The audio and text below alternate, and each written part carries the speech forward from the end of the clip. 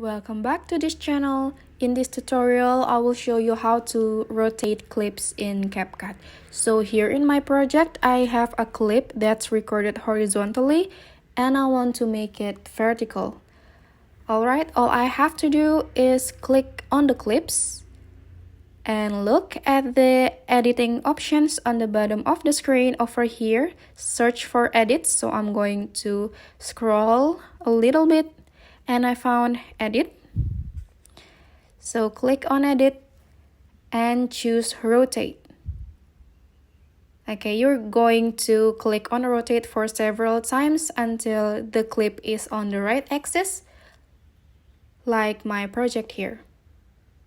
Alright, so it is pretty easy. Just try it out in your phone using CapCut and let me know in the comment section if you have any difficulties or if you have some questions. Thank you guys for watching. I'll see you guys in other tutorial videos from this channel. And if you find this helpful, remember to like and subscribe. I'll see you guys.